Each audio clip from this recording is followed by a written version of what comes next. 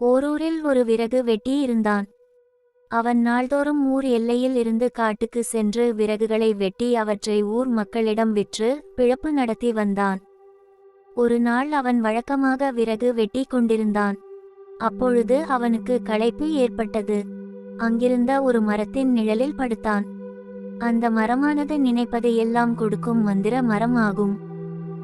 இந்த விஷயம் அவனுக்கு தெரியாது. அப்பொழுது தென்றல் காற்று சில்லென்று வீசியது. அது அவனுக்கு சுகமாக இருந்தது. இம்மாதிரியான நேரத்தில் ஒரு பஞ்சு மெத்தை இருந்தால் எவ்வளவு நலமாக இருக்கும் என்று அவன் மனதில் நினைத்தான். என்ன ஆச்சரியம்! அடுத்த கணம் அவன் அருகில் ஒரு கட்டிலும் அதில் பஞ்சு மெத்தையும் வந்து சேர்ந்தது. விறகு வெட்டிக்கு மகிழ்ச்சி தாங்க முடியவில்லை. உடனே அவன் அதில் ஏறி படுத்தான். நாள் முழுவதும் கடினமாக உழைத்ததால் அவனுக்கு உடம்பெல்லாம் வலித்தது. இந்த சமயத்தில் முதுகு, கை, கால் பிடித்து விட இளம் பெண் ஒருத்தி இருந்தால் எவ்வளவு நன்றாக இருக்கும் என்று மனதில் எண்ணினான். என்ன அதிசயம்!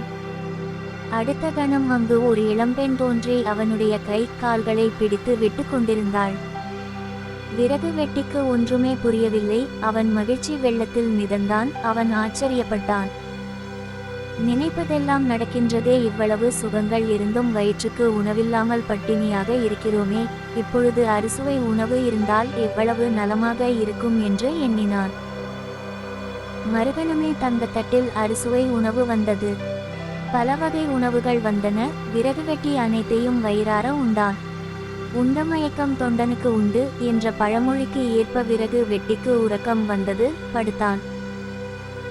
அவன் மனதில் திடீரென்று ஒரு பயம் தோன்றியது. நாம் காட்டில் தனியாக அல்லவா இருக்கிறோம். இப்பொழுது ஒரு சிங்கம் ஒன்று நம் முன்வந்து நம்மை கொன்று விட்டால் என்னவாகும் என்று நினைத்தான். மறுகணம் அவன் முன்னால் ஒரு சிங்கம் தோன்றி அவனை கொன்று விட்டது. நீதி நம் எண்ணப்படி தான் நம் வாழ்க்கை அமையும். நாம் உயர்ந்தவற்றை, நல்லதை எண்ணினால் நம் வாழ்க்கை நல்லதாகவே அமையும். தவறான எண்ணங்களை எண்ணினால் நம் வாழ்க்கை துன்பம் நிறைந்ததாக இருக்கும். எனவே நாம் உயர்ந்தவற்றையே நினைக்க வேண்டும்.